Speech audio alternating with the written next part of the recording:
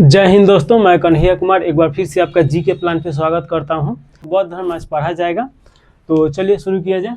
तो सबसे पहले देखिएगा कि हम लोग जैन धर्म इसके पहले पढ़े थे लोग। तो जैन धर्म के संस्थापक महावीर थे और यहाँ पे बौद्ध धर्म के संस्थापक आपका बुद्ध हो जाएंगे, गौतम बुद्ध। अब थोड़ा सा इसके आसपास का अगर काल देखिएगा तो देखिए कि भारत में जितने शासक अब आ रहे थे लोग, तो विस्तारवादी नीति के शासक आ रहे थे लोग और क्षेत्र का विस्तार हो रहा था। 16 महाजनपदों में शक्ति का भी विस्तार हो रहा था, हर चीज़ का विस्तार हो रहा था। उसी प्रकार देखिएगा कि यहाँ पे धर्म का भी विस्तार हो रहा था और बहुत सारा नया नया धर्म निकल के आता है। उसमें से एक प्रमुख धर्म रहता है बौद्ध धर्म। आज भी देखिएगा पूरे विश्व में इस धर्म के व्यक्ति मिल जाएंगे लोग, और ये तीसरा नंबर पे सबसे ज़्यादा धार्मिक व्यक्ति इसमें पूरे वर्ल्ड में है लोग। तो इसके बारे में थोड़ा सा जहाँ से क्वेश्चन आता है पीटी फोकस किया जाएगा, मेंस नहीं किया जाएगा। मेंस के बारे में अलग से पढ़ा जाएगा। तो यहाँ पे देखिएगा कि बुद्ध के परिचय देख लिया जाए, उनका जीवन परिचय जहाँ से क्वेश्चन आता है। तो बुद्ध का अर्थ मतलब क्या होता है? तो बुद्ध का अर्थ अगर देखा जाए तो प्रकाशमान होता है, यानी कि जो जीवन को प्रकाश कर दे उसी को प्रकाशमान बोला जाता है, और बुद्ध का मतलब यही होगा। इनका जन्म देखिएगा, ये आपका जन्म होता है 563 ईसा पूर्व यानी कि बीसी में, और मृत्यु हो जाता है आपका 483 ईसा पूर्व। तो ये आप याद रखिएगा। और साथ में याद रखिएगा कि जन्म स्थान, तो जन्म स्थान इनका नेपाल में पड़ेगा। नेपाल में एक जगह है लुम्बिनी, तो वहाँ पे पड़ेगा। और इनका जो जन्म स्थान तो लुम्बिनी हो गया, लेकिन कपिलवस्तु के ये निवासी थे, तो ये याद रखिएगा। कपिलवस्तु भी नेपाल में ही पड़ेगा। उसके बाद देखिए कि बचपन का नाम का अगर बात किया जाए तो बचपन में इनको सिद्धार्थ के नाम से बुलाया जाता था, और जब ये ज्ञान प्राप्ति कर लेते हैं तब इनका नाम बुद्ध हो जाता है, तथागत हो जाता है। इसके बाद देखिए कि पिता इनके कौन थे? तो पिता का नाम सुधोधन था, और ये कपिलवस्तु के शाक्य गण, तो ये आपको गण भी याद रखना है कि ये किस गण के थे। तो शाक्य गण के ये राजा थे, तो ये आपको याद रखना है। इसके बाद माता महामाया या महादेवी हो जाएंगी, इनकी माता का नाम, जो जन्म दी थी।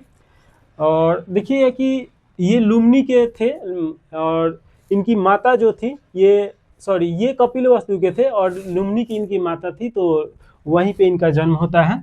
और देखिए कि माता का नाम महामाया, माया देवी और कुकीला गणराज की पुत्री थी। ये अपने घर जाते समय, ये लुम्बिनी जो बीच में पड़ता है वहीं पे जन्म हुआ था, तो ये आपको याद रखना है। और इसके बाद देखिए कि पालनकर्ता माता, जन्म के बाद उनकी मृत्यु हो जाता है 14-15 दिन के बाद, तो उनकी जो मौसी रहती है वही इनकी पालनकर्ता माता है। तो देखिए कि प्रजापति गौतमी है, तो ये आपको याद रखना है कि इनकी जो पालनकर्ता माता कौन थी? तो प्रजापति गौतमी। और जन्म देने वाली माता कौन थी? तो महामाया या माया देवी। अगर पत्नी का बात किया जाए तो पत्नी का नाम इनका यशोधरा है, और यशोदा देखिए कि आपका महावीर के पत्नी का नाम था, तो ये याद रखिएगा, यशोधरा, गोपा, बिंबा, भद्रकक्ष। तो ये आपको चारों नाम याद रखना है। ये भी क्वेश्चन पूछा जा चुका है ये नाम से भी, तो कन्फ्यूजन नहीं होना है। एक ही व्यक्ति है, जैसे कि आपका भी बहुत सारा नाम होगा वैसे ही इनका भी 4 नाम है, यशोधरा, गोपा, बिंबा, भद्रकक्ष। यशोदा सबसे ज़्यादा इंपॉर्टेंट है, यहाँ सबसे ज़्यादा क्वेश्चन आता है, लेकिन बिंबा और गोपा और भद्रकक्ष भी बीपीएससी में आ चुका है। इसके बाद देखिएगा पुत्र इनका एक था, और देखिए कि ये पुत्र का नाम राहुल था, और पुत्र को एक और बंधन के नाम से जाना गया है। जैसे कि मोह माया जो होता है, एक जुड़ाव हो जाता है, तो उसी को बंधन बोला जाता है। तो जब इनका पुत्र है तो उसे एक बंधन के रूप में जाना गया है। घोड़े का अगर देखा जाए, घोड़े का नाम था कथक। जब ये अपना गृह त्याग करते हैं तो कथक घोड़े के ऊपर ही त्याग करते हैं। और सारथी जो रहता है, सारथी मतलब देखिए कि अर्जुन का सारथी कृष्ण थे, यहाँ पे आपका बुद्ध के सारथी चांद था। तो ये याद रखना है कि चांद इनके सारथी थे, सारथी यानी कि जो रथ चलाते हैं लोग। उसके बाद देखिएगा कि मृत्यु इनका जो होता है 483 ईसा पूर्व में, ये कुशीनगर में होता है, जो मल्ल राज्य यहाँ कर रहा था लोग, तो ये आपको याद रखना है, कुशीनगर में मल्ल राज्य। नोट में अगर थोड़ा सा देखा जाए, बुद्ध ने 4 दृश्य देखा और वैराग्य की ओर मुड़े, यानी कि संन्यास बनने से पहले जब ये पैदा हुए थे तो उसी समय जो पत्र देखते हैं लोग साधु संत, तो वो बता दिए थे लोग कि ये वैराग्य ही धारण करेंगे, ये सन्यासी ही बनेंगे और दुनिया को ज्ञान दे के जाएंगे। लेकिन इनके जो पिता थे ये क्या किए कि बचपन से ही बाहर नहीं निकलने दिए और इनका शादी उदी भी करा दिया जाता है कम उम्र में। लेकिन होता ये है कि जब ये पहली बार बाहर निकलते हैं तो सबसे पहले वृद्ध व्यक्ति को देखते हैं, तो जो इनका सारथी रहता है उससे पूछते हैं कि ये कौन है, क्या है, इसके बारे में। तो वो सारथी समझाता है कि एक दिन सब कोई बूढ़ा हो जाता है, आप भी एक दिन बूढ़ा हो जाइएगा। तो ये सोच में पड़ जाते हैं कि इतना अच्छा हमारा शरीर है, फिर भी इसके बाद हम बूढ़ा हो जाएंगे। फिर जब आगे बढ़ते हैं तो एक बीमार व्यक्ति को देखते हैं, तो पूछते हैं कि ये क्या है, इसके बारे में बताइए। तो ये बताते हैं कि जो सारथी रहता है वो बताता है कि बीमार व्यक्ति हैं, तो ये कहते हैं हम भी बीमार पड़ सकते हैं, तो उसके बारे में डिटेल में समझाते हैं। तो ये और ज़्यादा सोच में पड़ जाते हैं। उसके बाद जब आगे जाते हैं तो देखते हैं कि एक खटिया पे ले जा रहा था लोग राम नाम सत्य करते हुए, और वो व्यक्ति मर चुका था। तो पूछते हैं कि ये व्यक्ति क्यों लेटा हुआ है, तो उसके बाद वो बताता है सारथी कि सभी कोई जो आया है वो जो जिंदा है वो मरेगा ही। तो ये और ज़्यादा सोच में पड़ जाते हैं कि हम भी मर जाएंगे। उसके बाद जो चौथा दृश्य देखते हैं कि एक वृक्ष के नीचे एक सन्यासी रहता है, उसके पास कोई भी चीज़ नहीं रहता है, सीमित कुछ सामान होगा, और वो देखिए कि बहुत प्रसन्न मुद्रा में था। उसके पास घर द्वार कुछ नहीं था, यहाँ तक कि कपड़ा भी नहीं था, और लेकिन वो बहुत प्रसन्न मुद्रा में था। तो ये पूछते हैं कि ये क्यों प्रसन्न मुद्रा है, तो वो सारथी बताता है कि ये जीवन का जो जीवन मरण है उस चक्र से ये मुक्त है और ये मोह माया से मुक्त है। तो इसके बाद ये सोच में पड़ जाते हैं कि सबसे अच्छा तो यही है, सन्यासी वाला ही। उसके बाद इनके जो विचार मन में विचार रहता है वो सब आने लगता है कि ये बन जाना चाहिए हमको भी सन्यासी। तो उसके बाद देखिएगा कि 29 वर्ष के उम्र में, ये याद रखिएगा, 29 वर्ष के उम्र में ये काल बैसाखी के रात्रि में अपने पत्नी और जो इनका पुत्र रहता है 2 साल का उसको छोड़ के और ये घर त्याग देते हैं। और वो जो गृह त्याग करते हैं उसी को बौद्ध धर्म में महाभिनिष्क्रमण के नाम से जाना गया है। तो ये आपसे क्वेश्चन पूछेगा कि महाभिनिष्क्रमण का मतलब क्या होगा, तो जो गौतम बुद्ध का गृह त्याग करना ही महाभिनिष्क्रमण के नाम से जाना गया है। और कितने वर्ष के उम्र में गृह त्याग करते हैं, तो 29 वर्ष के उम्र में वो गृह त्याग देते हैं। जब गृह त्याग देते हैं तो ये ज्ञान के खोज में जब निकलते हैं तो सबसे पहले ये पहुंचते हैं नेपाल से होते हुए आपका वैशाली, जो वर्तमान में देखिएगा कि पटना के इधर पड़ेगा, गंगा के तट पे है। तो वैशाली पहुंचते हैं और वैशाली में इनको पहला गुरु अलार कलाम मिलते हैं, जो कि वहाँ से सांख्य दर्शन की ये शिक्षा ग्रहण करते हैं। और देखिए कि सांख्य दर्शन की शिक्षा ग्रहण करने के बाद भी इनको लगता है कि जो हमको ज्ञान चाहिए, वास्तविक ज्ञान, वो प्राप्त नहीं हुआ है। तो फिर यहाँ से निकल के और आगे बढ़ना स्टार्ट करते हैं। जब आगे जाते हैं तो राजगृह में पहुँचते हैं और राजगृह में इनको दूसरा गुरु रुद्र रामपुत्र मिलते हैं और रुद्रक रामपुत्र से वहाँ पे भी जाके ज्ञान प्राप्त करते हैं। उसके बाद भी इनकी जो मन रहता है वो नहीं मानता है कि ज्ञान ये सत्य ज्ञान है, फिर वहाँ से निकल जाते हैं। और देखिए कि 6 वर्ष की कठिन तपस्या के बाद 35 वर्ष की उम्र में, ये याद रखिए, 6 वर्ष कठिन तपस्या करते हैं और 35 वर्ष के उम्र में बैसाख पूर्णिमा के रात्रि पीपल वृक्ष, जिसे बोधि वृक्ष के नाम से भी जाना जाता है, और फल्गु नदी को निरंजना पुनपुन नदी के नाम से भी जाना जाता है, तो उसी के तट पे ये पीपल वृक्ष रहता है। और वहीं पे ये जब ध्यान अवस्था में जाते हैं तो बैसाख पूर्णिमा के दिन इनको ज्ञान की प्राप्ति होता है। एक आसमान से ऊर्जा दृश्य आके इनके अंदर समाता है और वहाँ से इनको ज्ञान की प्राप्ति होता है। तो ज्ञान की प्राप्ति देखिएगा कि ये कठिन तपस्या के बाद इनको मिला है। 6 वर्षों तक भूखे प्यासे नंगा घूमते रहते हैं, तब जाके इनको मिलता है। तो ये जरूर याद रखना है। कहाँ पे मिला था, तो बोध गया में मिला था, जो कि बिहार में पड़ेगा, और पीपल वृक्ष के नीचे मिला था फल्गु नदी के तट पे। तो देखिए कि कोई भी शहर या बसा रहता है तो किसी न किसी नदी के तट पे ही आसपास में बसा रहता है। तो फल्गु नदी को ही निरंजना नदी और पुनपुन नदी के नाम से जाना जाता है। तो ये आपको याद रखना है।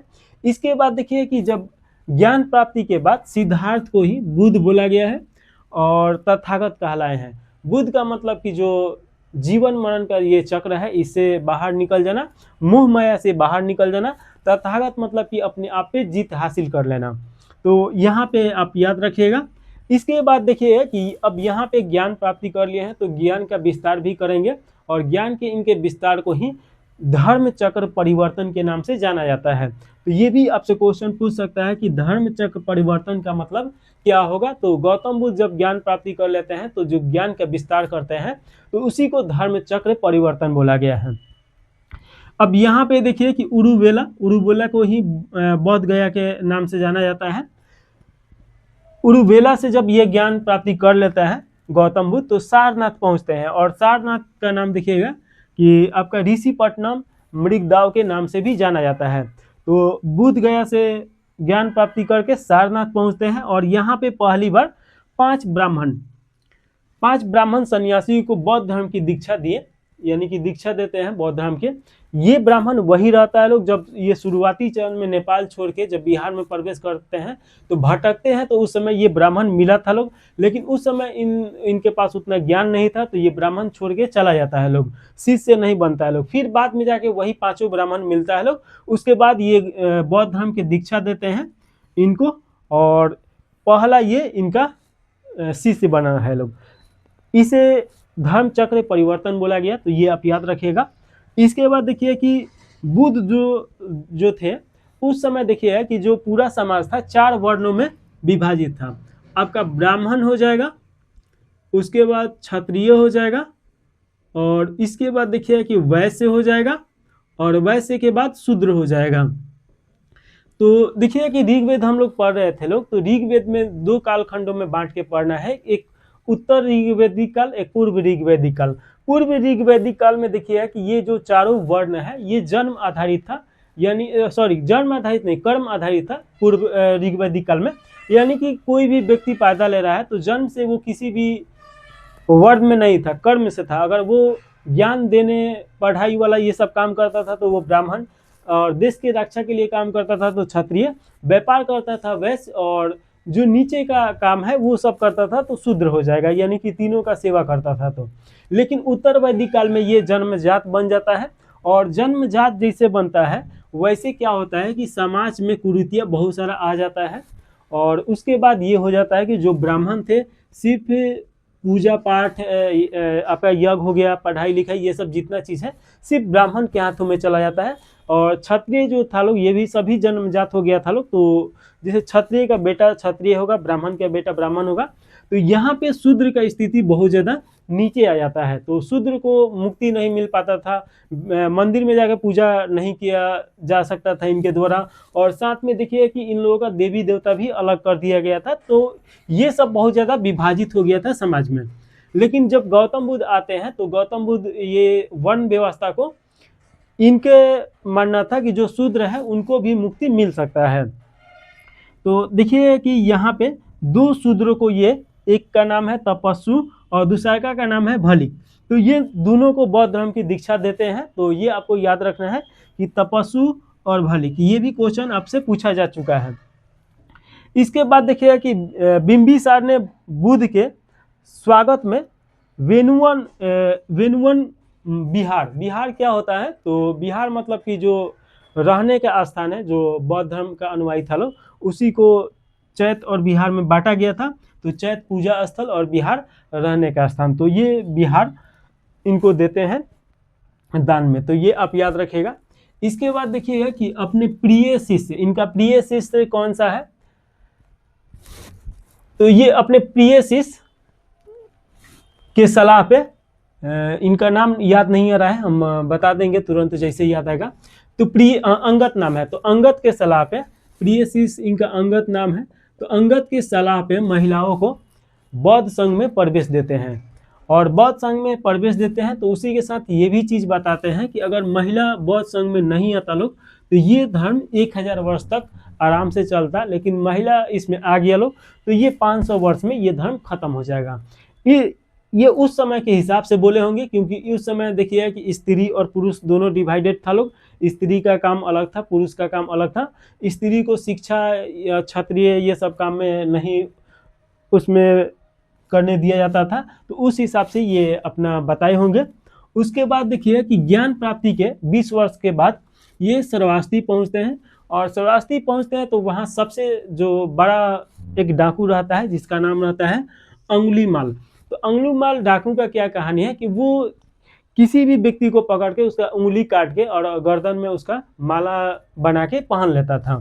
तो जब गौतम बुद्ध यहाँ पे जाते हैं इस वन में, तो वहाँ का स्थानीय व्यक्ति रोकता है लोग कि मत जाइए, यहाँ पे डाकू रहता है, लेकिन फिर भी ये जाते हैं। जब अंगुलीमाल से इनका भेंट होता है, तो अंगुलीमाल जब इनका काटने वाला रहता है उंगली, तब ये पूछते हैं कि जो पाप कमा रहा है तो आखिर ये क्यों कमा रहा है। तो यहाँ पे बौद्ध धर्म की ये दीक्षा देते हैं और उसको बताते हैं। ये कहानी है बहुत डिटेल में, तो ये कहानी यहाँ पे नहीं सुनाया जा सकता है, नहीं तो पता चले क्लास बहुत बड़ा हो जाएगा। तो यहाँ पे अंगुलीमाल को अपने शिष्य बनाते हैं, ये आप याद रखिएगा अंगुलीमाल श्रावस्ती का था।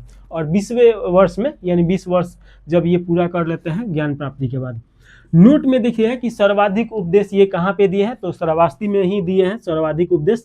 और अंतिम उपदेश देखिए कि कुशीनगर में दिए हैं।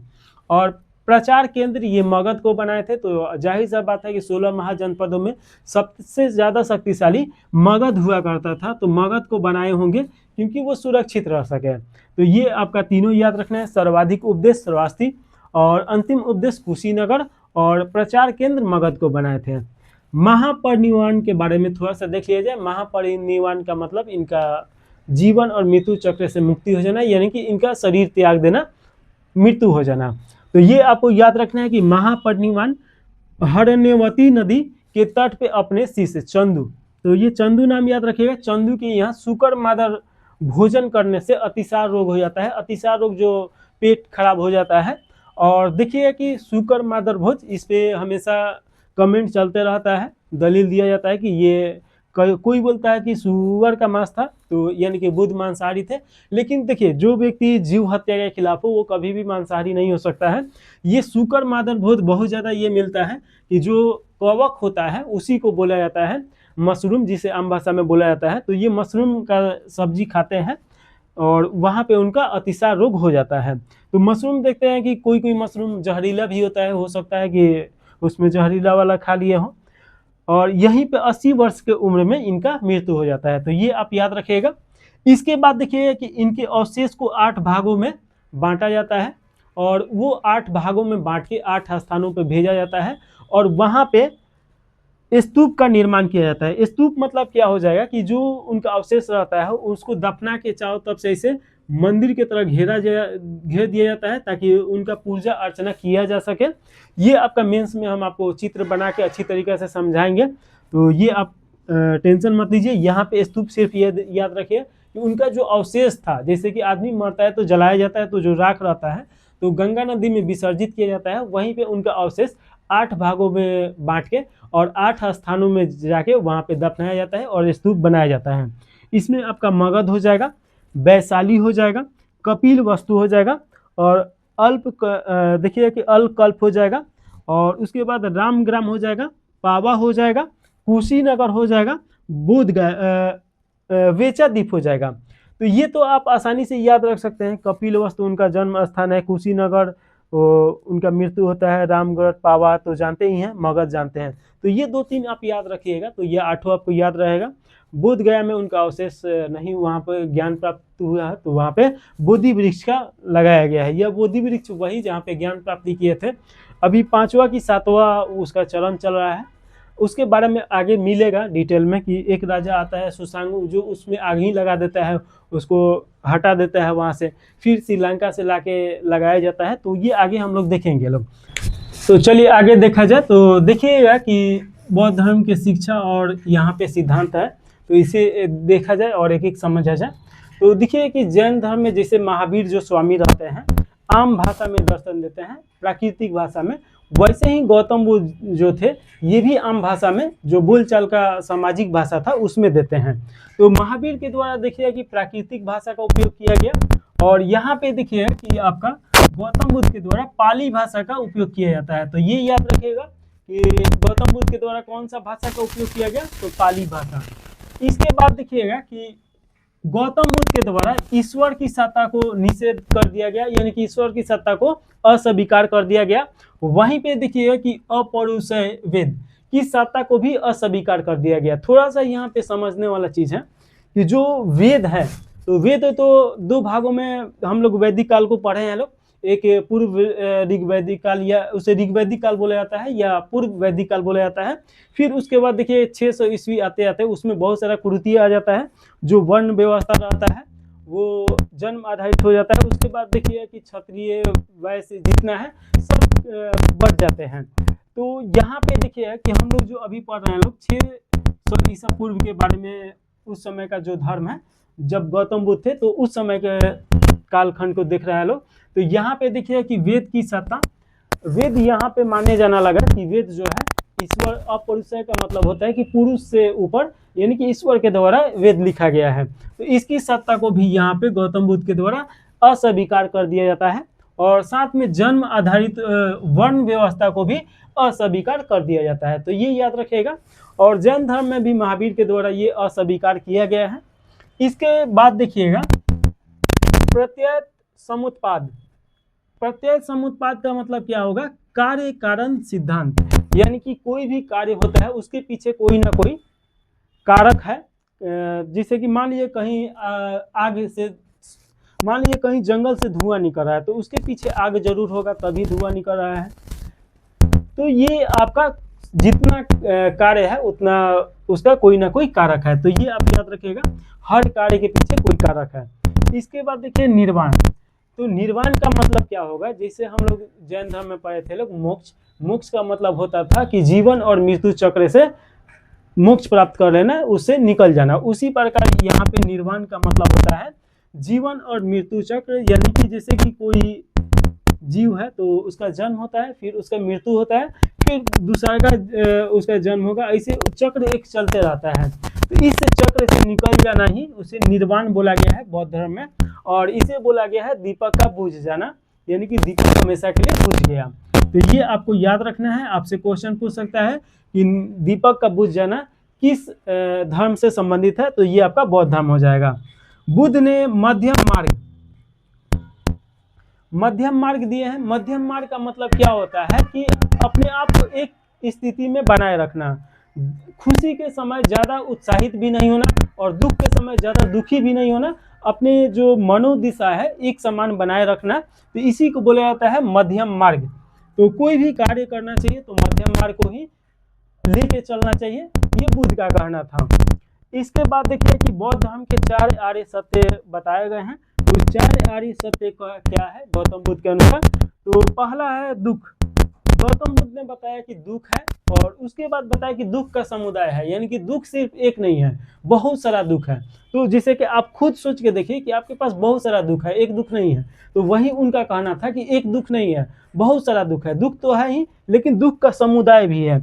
उसके बाद तीसरा का ये सिद्धांत बताते हैं कि दुख निरोध है, यानी कि दुख को खत्म किया जा सकता है, वो निरोधी है, यानी कि उसे हटाया जा सकता है। और चौथा में बताएं दुख निरोध गामिनी प्रतिपादन, यानी कि दुख को खत्म करने का रास्ता कौन सा है, उसे कैसे खत्म किया जा सकता है, ये उनके द्वारा समझाया गया। इसमें उनका सिद्धांत दिया गया उनके द्वारा अष्टांगिक मार्ग, यानी कि अष्टांग मार्ग, जो भी व्यक्ति ये 8 मार्ग को अपना लेता है तो उसका दुख निरोध हो जाएगा, दुख समाप्त हो जाएगा।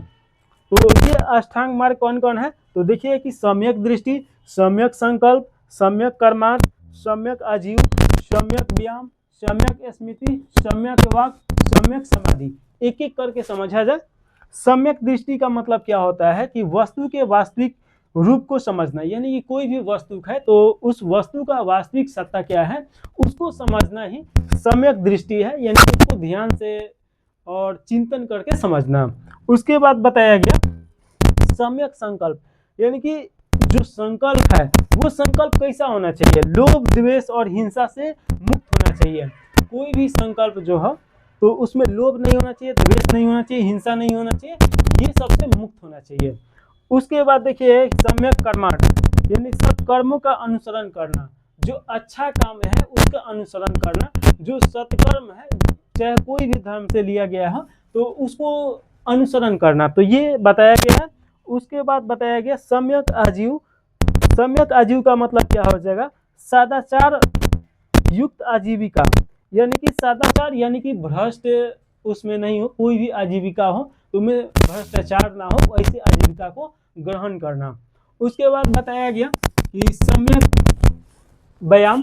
सम्यक व्यायाम क्यों करना जरूरी है, इनके अनुसार मानसिक शारीरिक स्वास्थ्य को रखना। जब तक मानसिक शारीरिक स्वास्थ्य अगर सही नहीं रहेगा तो जो मन है वो भी ठीक से काम नहीं करेगा। उसके बाद बताया गया सम्यक स्मृति। सम्यक स्मृति का मतलब सात्विक भाव। सात्विक भाव यानी स्वच्छ भाव रखना किसी के भी प्रति। उसके बाद देखिए कि सम्यक वाक्य। सम्यक वाक्य का मतलब अप्रिय वचनों का त्याग कर देना, कोई भी कटु वचन नहीं बोलना किसी से, इसको सम्यक वाक्य के रूप में बताया गया। उसके बाद बताया गया सम्यक समाधि। सम्यक समाधि की यानी कि ध्यान अवस्था में जाके एकाग्रता, या कोई भी काम कीजिए एकाग्र अवस्था में जाके काम करना है। तो ये अष्टांग मार्ग इसमें बताया गया है गौतम बुद्ध के द्वारा, और ये कोई भी व्यक्ति अगर अपने जीवन में समाहित करता है तो वो दुख निरोधी गामिनी यानी कि दुख से वो दूर रहेगा। इसके बाद देखिए कि 10 सील पढ़ना है। 10 सील का मतलब क्या होगा कि बौद्ध भिक्षुओं का जो नियम होता था उसी को दक्षशील बोला गया है, जो बौद्ध धर्म को अपनाता था। तो इसमें देखिए कि अहिंसा, सत्य, अस्तेय, अपरिग्रह, मद निषेध, असमय भोजन निषेध बताया गया है, यानी कि जो भोजन करना है असमय नहीं करना है। सुखपद बिस्तर पर नहीं सोना है, यानी कि अगर कोई बीमारी ना हो तो बिस्तर पर नहीं सोना है। उसके बाद देखिए कि आभूषणों का त्याग कर देना और स्त्रियों से दूरी, व्यभिचार आदि से दूर रहना। एक चीज समझिए कि जैसे कि बौद्ध जो धर्म है तो आम व्यक्ति भी उसे अपना सकता था, जैसे अभी तो बौद्ध धर्म है तो जो बौद्ध का भिक्षु नहीं है वो बौद्ध धर्म अपना लिया है, तो उसमें ये देखिए कि ऊपर का जो 5 है वो उसके लिए हुआ करता था, और जो बौद्ध भिक्षु हो गया, जैसे कि हिंदू धर्म है तो हिंदू धर्म में भी जितने व्यक्ति हैं तो सभी तो आम जीवन जीते हैं, लेकिन कुछ सन्यासी बन जाता है लोग, साधु बन जाता है लोग, तो उनके लिए नियम जो है कठोर हो जाता है।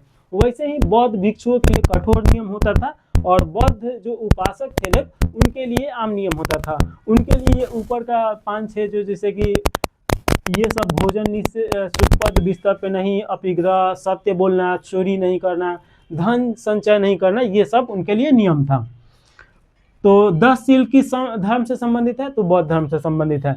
इसके बाद देखिए महत्वपूर्ण जो दर्शन दिया गया है गौतम बुद्ध के द्वारा या बौद्ध धर्म से संबंधित है, तो सबसे पहले इसमें ईश्वरवाद। अनिश्वरवाद का मतलब क्या होगा, ईश्वर की सत्ता को अस्वीकार कर देना। और उसके बाद बताया गया शून्यवाद का सिद्धांत दिया गया। शून्यवाद का सिद्धांत क्या बताता है कि संसार के सभी वस्तुएं सत्ताहीन है, कि उसका सत्ता नहीं है, वो क्षणिक है, यानी कुछ समय के लिए है, उसके बाद खत्म हो जाएगा। इसके बाद बताया गया क्षणिकवाद का सिद्धांत दिया गया। संसार में कोई भी वस्तु स्थिर नहीं है, ये क्रियाशील है, ये जैसे कि कोई भी वस्तु अभी है कुछ समय के बाद वैसा नहीं रहेगा, स्थिर नहीं रहेगा, यानी कि क्रियाशील है, तो क्षणिक है यानी कुछ समय के लिए है, तो ये सिद्धांत दिया गया। उसके बाद अनात्मवाद दिया गया। अनात्मवाद का मतलब क्या होता है कि सबसे ज्यादा आत्मचिंतन करना चाहिए, अपनी आत्मा के सत्ता पे ध्यान देना चाहिए, तो उसे देखिए कि आत्मचेतना पर सबसे अधिक बल देना, तो ये बताया गया है अनात्मवाद में। अब एक चीज समझिए कि यहाँ पे हम तो आपको शॉर्ट में समझा दिए, मेंस में यही एक शून्यवाद का सिद्धांत बताइए और उस पर आपको 600 का आंसर देना पड़ेगा 600 शब्दों में, तो इसको डिटेल में समझा जाएगा जब पीटी खत्म हो जाएगा, मेंस निकल जाएगा, उसके बाद पीटी निकल जाएगा तो मेंस की तैयारी किया जाएगा, तो उसमें देखा जाएगा। तो ये अनिश्वरवाद, शून्यवाद, क्षणिकवाद, अनात्मवाद ये किस धर्म से संबंधित है, तो ये आपका बौद्ध धर्म से संबंधित है। इसके बाद देखिए कि बौद्ध संघ एवं कार्य प्रणाली, तो बुद्ध के द्वारा बौद्ध संघ बनाया गया था ताकि कार्य अच्छा से किया जा सके, तो उसी के बारे में हम लोग को देखना है। तो सबसे पहले देखिए कि संघ की सदस्यता ग्रहण करने वाले को श्रमण बोला जाता था, तो ये आप याद रखिएगा कि जो भी संघ की सदस्यता ग्रहण करता था उसे क्या बोला जाता था, तो श्रमण बोला जाता था। और 10 वर्ष बाद यानी कि 10 वर्ष वो श्रमण के रूप में रहता था और 10 वर्ष बाद वो भिक्षुक बन जाता था, तो उसे भिक्षुक का दर्जा दिया जाता था, बौद्ध भिक्षु। तो उसके लिए और भी कठोर नियम हो जाते हैं। तो ये आप याद रखिएगा कि सदस्यता ग्रहण करने वालों को श्रमक और 10 वर्ष उसमें रहने के बाद उसे भिक्षुक के दर्जा दिया जाता था। संघ में प्रवेश वर्जित था। संघ में प्रवेश किसका किसका वर्जित था? तो जो चोर होता था लोग, चोर को इसमें नहीं प्रवेश मिलता था, हत्यारा को प्रवेश नहीं दिया जाता था, ऋणी को प्रवेश नहीं दिया जाता था, दास को भी प्रवेश नहीं मिलता था, रोगी को प्रवेश नहीं मिलता था, अल्पवयस्क को भी प्रवेश नहीं दिया जाता था। उसके लिए एक नियम कानून बनाया गया था कि इतना वर्ष के बाद ही कोई उसमें प्रवेश कर सकता है। लेकिन इसमें ये याद रखें कि वर्ण व्यवस्था का निषेध है, तो इसमें शूद्र भी प्रवेश पा सकता था लोग। इसके बाद देखिए कि पर्वन का मतलब क्या होगा। तो देखिए कि एक पर्वन एक खास ऋतु को बोला जाता है। जैसे कि बरसात के दिनों में क्या होता था कि जो बौद्ध भिक्षु होते थे लोग, तो वो ज़्यादा दूर तक जाते नहीं थे लोग बौद्ध धर्म फैलाने के लिए, प्रवचन देने के लिए। तो उनके लिए बिहार बनाया गया था, बिहार में वो निवास करते थे लोग। और उस समय जो भी उनके भ्रमण करते वक्त अपराध हुआ होता था, तो उस अपराध को ये स्वीकार करते थे। तो ये आप याद रखिएगा कि वर्षा ऋतुओं में भिक्षुओं द्वारा अपना अपराध स्वीकार करते थे लोग, तो वो स्थान को पर्वन के नाम से जाना जाता था। स्थान को नहीं, उस प्रक्रिया को पर्वन के नाम से जाना जाता था। इसके बाद देखिए कि अनुयायी। अनुयायी तो अभी हम लोग समझे हैं लोग कि उपासक यानी कि गृहस्थ जीवन में जो रहता था लोग, गृहस्थ जीवन में वो सभी काम कर सकता था लोग जो आम व्यक्ति करता है, और उसे उपासक बोला गया है। और भिक्षु यानी कि जो संन्यास धारण कर लेता था लोग, उन लोग को घर से अपने परिवार से कोई मतलब नहीं रहता था, तो उन लोगों को बोला गया है। तो ये आपको याद रखना है। और इसके बाद नोट में थोड़ा सा देखिए कि बुद्ध जो है, इनका मृत्यु, जन्म और इनका जो ज्ञान प्राप्ति का प्रक्रिया है, ये पूर्णिमा के दिन में ही इनको हुआ है। तो पूर्णिमा के रात में देखिए कि गौतम बुद्ध का जन्म हुआ था, ज्ञान प्राप्ति हुआ था और साथ में मृत्यु हुआ था। तो ये आप याद रखिएगा। चैत्र क्या होगा? तो बौद्ध धर्म में चैत्र जो होता है ये पूजा स्थल हुआ करता था। जैसे हिंदू धर्म में मंदिर होता है, इस्लाम धर्म में मस्जिद होता है, उसी प्रकार ये यहाँ पे पूजा स्थल होता था। इसके बाद देखिए कि बिहार ये भिक्षुओं का निवास स्थल होता था। तो ये आप याद रखिएगा कि भिक्षु जो निवास करता था लोग, उसे बिहार बोला गया है। और इसी बिहार के नाम पे बिहार का नाम पड़ा है। तो ये भी आप याद रखिएगा। सबसे ज़्यादा क्योंकि बौद्ध धर्म, जैन धर्म ये सब फला फूला है, जो मगध का क्षेत्र है, जो बिहार है उसमें, तो बिहार का नाम इसका पड़ गया। इसके बाद देखिए कि स्तूप के बारे में हम लोग इसके पहले भी पढ़े थे कि गौतम बुद्ध का जब निर्वाण हो जाता है, मृत्यु हो जाता है, तो उनके अवशेष को 8 भागों में बांट के और वहाँ पे स्तूप बना दिया जाता है। तो ये आप याद रखिएगा, बुद्ध के अवशेष। इसके बाद देखिए बुद्ध के जीवन से संबंधित घटना है और उसका प्रतीक चिन्ह है। जैसे कि महावीर का भी हम लोग देखे थे लोग, वैसे ही यहाँ पे बुद्ध का देखना है। तो देखिए कि जन्म इनका जो है घटना, इसका प्रतीक या चिन्ह क्या हो जाएगा? तो माना जाता है कि जब जन्म लिए थे तो कमल के फूल पे पैर रखे थे, उसके बाद साढ़ के ऊपर रखे थे। तो जन्म का प्रतीक क्या हो जाएगा? कमल और साढ़ हो जाएगा। गृहस्थ का क्या हो जाएगा? गृह त्याग का क्या हो जाएगा? तो जब ये गृह त्याग करते हैं तो घोड़ा के ऊपर ही जाते हैं। तो देखिए कि घोड़ा इसका आपका प्रतीक हो जाएगा। ज्ञान का हो जाएगा आपका पीपल वृक्ष, जिसे बोधि वृक्ष के नाम से भी जाना जाता है। और ज्ञान कहाँ प्राप्त हुआ था ये तो आप जानते ही हैं, निरंजना नदी के तट पे पीपल वृक्ष के नीचे बोध गया में। निर्वाण पद चिन्ह, इनके जो पैरों का जो पंजा होता है उसी को पद चिन्ह बोला जाता है। तो इसका निर्वाण का प्रतीक क्या हो जाएगा? यानी कि जीवन से और मरण से ये मृत्यु प्राप्त कर लिए, तो इस पद चिन्ह हो जाएगा। मृत्यु देखिएगा कि स्तूपा हो जाएगा। मृत्यु जो इनका अवशेष था 8 भागों में बांट के 8 जगहों पे मगध और कपिल वस्तु में भेजा गया था और वहाँ पे स्तूप बनाया गया था। तो ये स्तूप हो जाएगा मृत्यु। इसमें अभी और है, तो इसे मिटा के और उसको बाद उससे पढ़ाते हैं। आगे देखिएगा कि बौद्ध संगति। तो जैसे कि जैन धर्म में बौद्ध संगति 2 हुआ था, वैसे ही आपका बौद्ध धर्म में 4 बौद्ध संगति देखने को मिला था। तो बौद्ध संगति होता क्या है? तो जैसे कि देखिए कि इस धर्म के जितने विद्वान व्यक्ति थे इकट्ठा होते थे और धर्म पे चर्चा होता था। धर्म में जितना कुरीति है उसको कैसे ठीक किया जाए और धर्म को कैसे फैलाया जाए, तो इसी को लेके और उसमें बहुत सारा देखिए कि कार्य भी किया जाता था, जैसे कि किताब का संकलन, ये सब तो ये देखना है। और बौद्ध संगति उस समय का शासक ही कराता था लोग अधिकतर, तो शासक का नाम याद रखना है, उसके एक अध्यक्ष होते थे तो अध्यक्ष का नाम याद रखना है। तो चलिए एक एक करके देखा जाए। प्रथम बौद्ध संगति जो हुआ था ये आपका राजगृह में हुआ था, और देखिए कि राजगृह में सप्तपन्नी जो गुफा है तो उस गुफा के अंदर हुआ था। तो अगर टफ क्वेश्चन बनाएगा तो गुफा का नाम पूछ सकता है। शासक देखिए तो अजातशत्रु था शासक, और अध्यक्षता इसके महाकश्यप के द्वारा किया गया था, तो ये याद रखिएगा। प्रथम बौद्ध संगति 483 ईसा पूर्व में हुआ था, राजगृह में हुआ था, सप्तपन्नी गुफा के अंदर हुआ था। इसके अध्यक्ष आपका अजातशत्रु, शासक अजातशत्रु और अध्यक्ष आपका महाकश्यप। इसमें कार्य क्या हुआ था तो सूत पिटक और विनय पिटक का संकलन किया गया था। द्वितीय अगर देखेंगे लोग तो 100 वर्ष इसमें घटा दीजिए तो 383 ईसा पूर्व में हुआ था, और ये वैशाली में हुआ था, और इस समय शासक कालाशोक थे।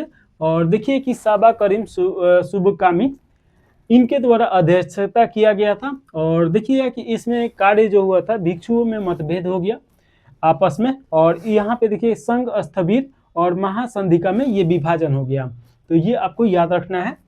तृतीय बौद्ध संगति होता है 250 बीसी में, यानी 250 ईसा पूर्व में, और ये पाटलिपुत्र में होता है। और शासक कौन तो अशोक के द्वारा कराया जाता है, और मुगली पुत्र तीसले इसके अध्यक्ष रहते हैं, तो ये आपको याद रखना है। इसके बाद देखिए कि यहाँ पे आपका अधिधम पिटक का संकलन किया गया है, तो ये भी आपको याद रखना है। इसके बाद चतुर्थ देखिए तो प्रथम शताब्दी में होता है, और ईस्वी देखिए तो 72 ईस्वी, ये कुंडल वन में हुआ जो कि कश्मीर में पड़ेगा, और इस समय यहाँ का शासक कनिष्क था, तो ये याद रखिएगा। वसुमित्र इसके अध्यक्षता किए थे, तो ये आपको याद रखना है। और बौद्ध धर्म में विभाजन हो गया, तो देखिए कि चौथा जो बौद्ध संगति होता है उसमें बौद्ध धर्म 2 भागों में बढ़ जाता है, एक आपका हीनयान हो जाता है, एक महायान हो जाता है। तो ये आपको याद रखना है कि चतुर्थ में बौद्ध संगति जो हो रहा था उसमें आपका डिवाइड हो जाता है बौद्ध जो धर्म है 2 भागों में, हीनयान संप्रदाय और एक महायान संप्रदाय। अब यहाँ पे आपको थोड़ा सा याद रखना है कि देखिए कि स्थान अगर देखिएगा तो राजगृह, उसके बाद वैशाली आया, फिर पाटलिपुत्र, फिर कुंडलवन। शासक सबसे पहले अजातशत्रु, कालाशोक, अशोक, उसके बाद कनिष्क, महाकश्यप, सबक करीम, मुगलीपुत्र तीसरे, वसुमित्र, ये आपका ऐसे भी करके याद कीजिएगा, तो 1-2 बार पढ़िएगा, अच्छा से याद हो जाएगा।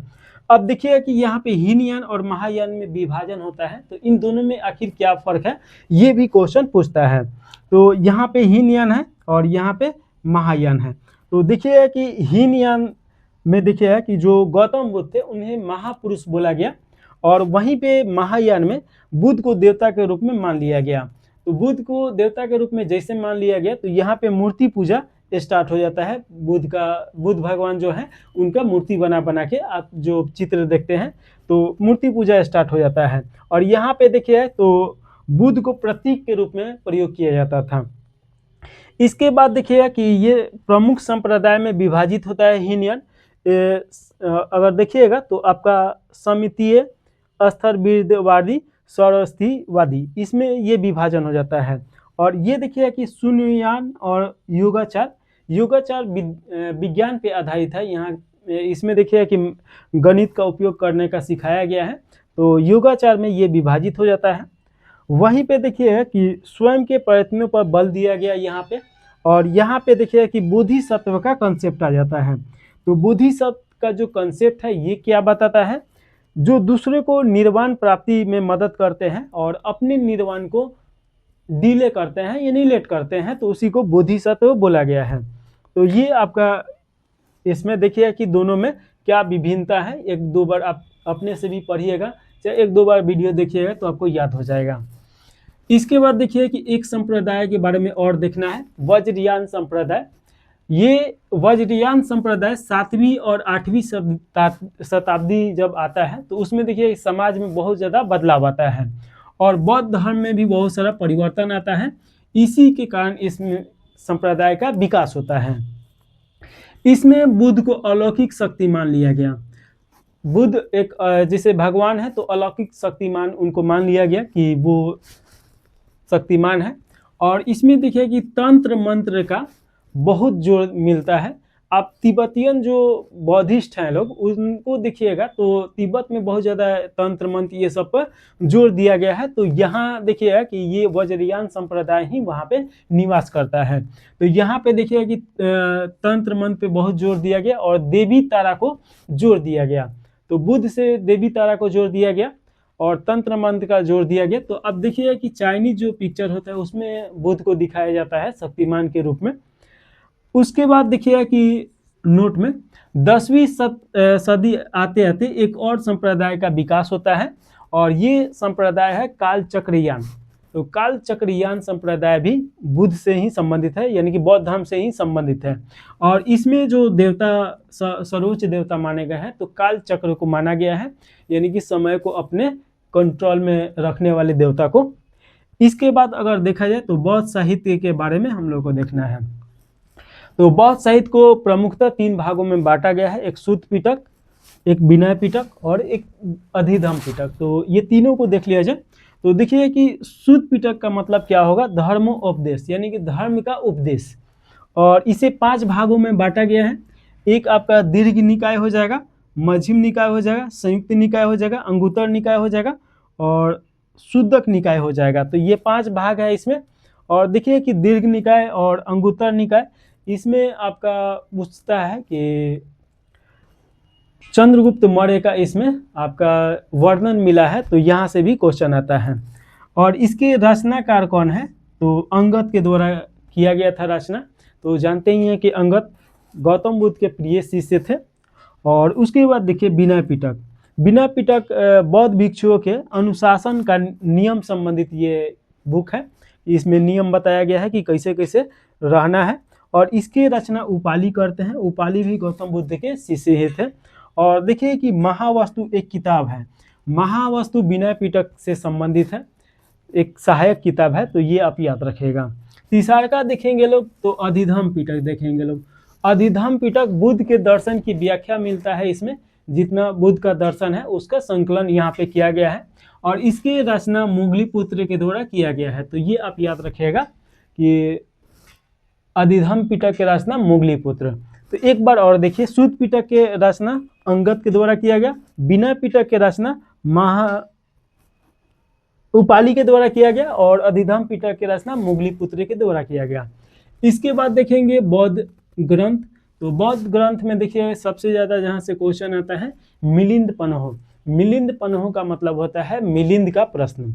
अब यहाँ पे देखिएगा कि नागसेन जो है, यहाँ पे नागसेन ये बौद्ध भिक्षु हैं और जो मिलिंद है, मिलांडर उनका नाम था, तो वो रहते हैं शासक। और मिलांडर जो मिलिंद है, मिलिंद भी बोला जाता है, मिलांडर भी बोला जाता है। तो मिलिंद इनसे क्वेश्चन पूछते हैं और इसका आंसर ये देते हैं। उसी जो सवाल जवाब है तो उसी को संकलित किया गया और उसे मिलिंद पन्ह बोला गया, यानी कि मिलिंद का प्रश्न। इसके बाद देखिए कि दीपवंश। दीपवंश ये जो है ये श्रीलंका, और श्रीलंका को उस समय सिंहल द्वीप के नाम से जाना जाता था, तो उसका इतिहास इसमें मिलता है। श्रीलंका में भी देखिए कि बौद्ध धर्म बहुत ज़्यादा है, तो वहाँ का इतिहास इसमें मिलता है। और महानाम या महानामा के द्वारा ये लिखित किया गया है, यानी कि रचना किया गया है। महावंश देखिएगा तो ये मगध राजाओं का इतिहास इसमें मिलता है और ये इसके रचना भी महानामा के द्वारा किया गया है। तो ये आप याद रखिएगा कि महाद्वीप और महावंश की रचना महानामा के द्वारा। जातक कथा, जातक कथा से क्या संबंधित है, तो देखिए कि जो बुद्ध के पुनर्जन्म जो था उसको यहाँ पे बताया गया है कहानी के रूप में और ये पाली भाषा में लिखा गया है। इसके बाद जो प्रमुख है इसमें देखेंगे बौद्ध और जैन धर्म में असमानता क्या है।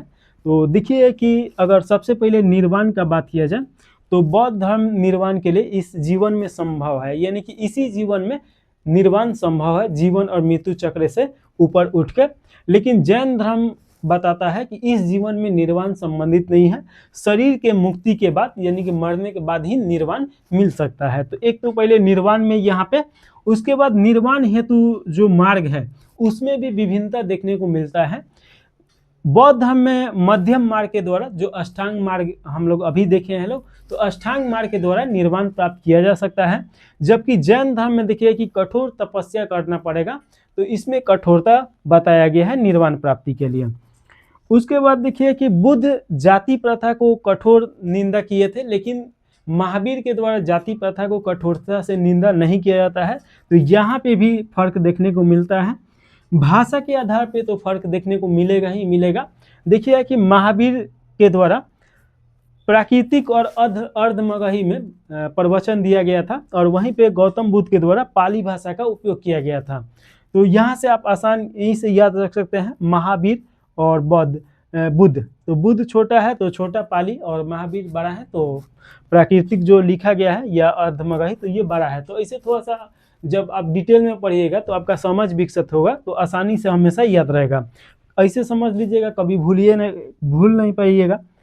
महावीर द्वारा अहिंसा और अपिग्रह पे बहुत ज़्यादा फोकस किया गया है। तो देखिए कि 4 तो पहले से ही चलते आ रहा था 5 व्रतों में, और ये 5वां जोड़ते हैं अहिंसा, और अहिंसा पे ही सबसे ज़्यादा फोकस करते हैं। लेकिन देखिए कि बौद्ध धर्म में अहिंसा पे उतना फोकस नहीं किया गया है, अहिंसा पे फोकस किया गया है, लेकिन खेती बाड़ी ये सब छोड़ दिया गया है। जबकि यहाँ पे देखिए कि खेती करना भी निषेध कर दिया गया है। तो यहाँ पे फर्क दोनों में देखने को बहुत ज़्यादा मिलता है। तो इस प्रकार देखिएगा कि जो बौद्ध धर्म है यहाँ पे समाप्त होता है, और 1-2 क्वेश्चन अगर छूटेगा तो विविध में वो आ जाएगा, नहीं तो ये बहुत कंप्लीट है, इसके बाहर क्वेश्चन नहीं जाएगा। आप सलाह दे सकते हैं कि और कौन सा विषय पढ़ाया जाए साथ में। भूगोल तो चलिए रहा है तो वो भी आएगा। ये समाप्त कर दिया जाए। जय हिंद, जय भारत।